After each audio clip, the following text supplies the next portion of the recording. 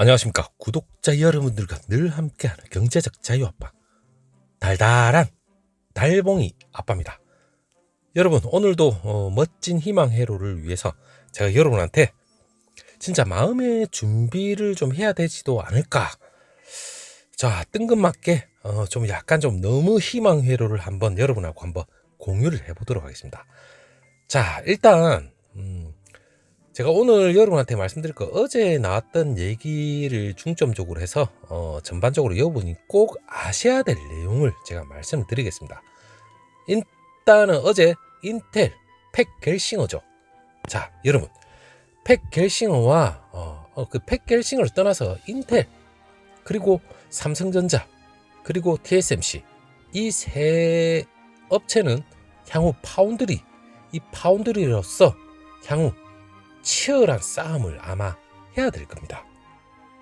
하지만 제가 이 치열한 싸움을 하고 삼성전자가 위기니 중간에 샌드위치에 끼어서 이러지도 못하고 저러지도 못하고 이러한 언론 정보는 여러분 작년에 많이 들으셨을 겁니다.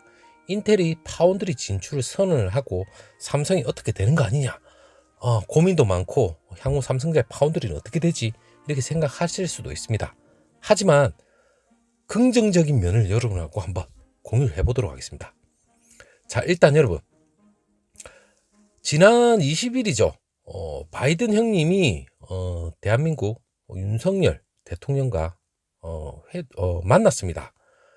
만나고 나서 불과 한 10일 지났습니까? 드디어 민간 차원의 어떻게 보면 극적인 만남이라고 해야 됩니까? 자, 참 묘합니다. 일단 인텔의 팩 겔싱어와 삼성전자 이재용 부회장 만났습니다. 만나서 어제 다양한 분야에서 협력 방안을 논의를 했다고 하는데, 일단 삼성 서울 삼성 서초 사옥 있죠. 거기서 만나서 일단 향후 삼성전자의 그 차세대 메모리, 그리고 팹리스, 그 시스템 반도체 LSI죠. 그 분야, 그리고 파운드리, 그리고 삼성전자는 PC나 모바일, 이 다양한 분야에서 지금 인텔을 만나서 협력 방안을 얘기를 했다고 하는데, 물론 팩 겔싱어하고 물론 삼성전자 이재용 부회장, 물론 삼성 각 부분장들도 모조리 만나서 지금 새로운 사업 기회를 위해서 아주 우리가 알지 못하는 그러한 본격적인 논의를 진행한 걸로 일단 얘기가 나오고 있습니다. 자, 한마디로 삼성전자와 인텔, 말도 많고 탈도 많고 협력 관계일 수도 있고 진짜 향후 치열한 라이벌 관계도 있을 수도 있습니다. 물론 적과의 동침, 피할 수 없는 숙명이자 운명입니다. 왜냐? 곧 여러분 DDR5가 도래 지금 하고 있죠. 그렇다면 엄청난 이건 부가가치가 상당히 높은 건데, 삼성전자의 주가를 한 차례 확 올려 놓을 수 있는 그 DDR5, 그리고 LPDDR5는 벌써 나오고 있겠지만 지금 6, 이 모바일에 들어가는 겁니다. 자, 그렇다면 차세대 메모리 제품을 삼성전자가 열심히 쇠가 빠지게 개발을 하면 뭐합니까? 물론 CPU하고 호환이 돼야 되기 때문에 그만큼 인텔이 어떻게 보면 AMD도 있겠지만 인텔이 어떻게 보면 표준, 전 세계 표준이랑 마찬가지라고 생각하시면 됩니다. 그렇기 때문에 삼성전자가 쇠가 빠지게 만들어도 혼자만 잘 만들면 안 돼요.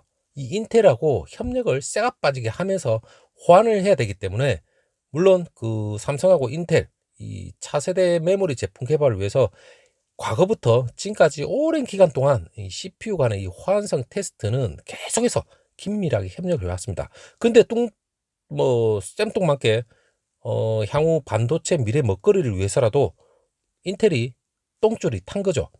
작년에 그 파운드리를 선언을 했는데 일전에 한번 선언했다가 쉘이 다 말아먹고 다 말아먹었는지는 모르겠지만 나름 기술력은 있겠죠. 근데 다시 한번 이 파운드리의 시장성을 보고 침을 질질 흘렸죠. 그렇기 때문에 다시 한번 파운드리 선언을 했는데, 그 파운드리 선언을 하고 나서 사실상 삼성전자가 TSMC가 독보적인 1위겠지만 삼성이 2위를, 확실한 2위를 굳힐 수 있는 이 기회를 인텔이 향후에 강력한 도전자로서 들어오는 거 아니냐, 이러면서 삼성 주가가 계속해서 우하향을 하고 있으니까 별의별 얘기가 다 나왔습니다. 하지만 이번에 그 바이든 대통령 물론 윤석열하고 함께 만나서 뭔가 반도체 협력에 대해서 상당히 강화를 하기 위해서라도 무슨 뭐 방안을 얘기를 했겠죠. 지속적인 협력 방안을 얘기했는데 이제 민간 차원에서 뭐 인텔이 그렇게 어떻게 보면 국내에 와서 수순이라 보면 될 겁니다. 근데 한마디로 삼성은 지금 뭐 얼마 전에 제가 여러분한테 말씀을 드린지 모르겠지만 이 CXL이라고 컴퓨터 익스프레스 링크라고 이 컴퓨터 인터페이스죠. 새로운 메모리 인터페이스인데 이걸 개발을 하고 인텔의 데이터 센터하고 서버 플랫폼에서 검증을 다 마칠 정도로 인텔하고는 확실하게 새로운 제품을 뭐 삼성자가 D램을 개발한 마음이니까 인텔하고 협력은 솔직히 여기서는 아름다운 동반자 관계이기도 합니다. 그런데 이 파운드리 이 하나만 우리가 단편 일률적으로 그냥 그 뒤쪽은 생각 안 하고 이렇게 보면 파운드리로서 삼성전자의 그 거래처죠. 한마디로 팹리스 업체들 향후에 뭐 AMD는 좀 약간 그렇다 치더라도 엔비디아나 뭐 엔비디아도 어떻게 보면 라이벌 관계일 수도 있지만 향후에 미국 거대 팹리스로부터 지금 수주를 받고 TSMC 그 인텔 역시도 자체 CPU죠. 이걸 자기네들이 직접 다 만들고 그 이외에는 뭐 자기들이 감당할 수 없는 그런 차세대 제품 같은 경우에는 물론 TSMC나 삼성자의 수주를 맡길 수밖에 없습니다. 그 얘기가 뭐냐면 뭐 일단 일전에 한번 인텔에서 얘기를 했습니다. 인텔의 핵심적인 전략 중에 전략이죠. 그 하나가 IDM 2.0 전략을 발표를 하면서 자기네들이 그 핵심이 뭐냐면 외부 파운드리를 강화하는 겁니다. 어떻게 보면 아이러니하게도 자기네들도 파운드리를 선언을 했지만 자기네들의 핵심은 CPU를 물론 인텔이 차세대 향후에는 CPU를 중점을 두겠지만 그 위에 뭐 GPU나 뭐 차세대 뭐 반도체 칩도 워낙 다양하게 생산을 해야 되기 때문에 전 세계에서 초미세 공정은 삼성전자와 TSMC밖에 없습니다. 그리고 제가 여러분한테 핵심적으로 말씀드릴 게 마음의 준비를 하셔라. 그 얘기가 뭐냐면 자, 삼성자가 세계 최초로 3나노 칩 물론 지혜 공정입니다.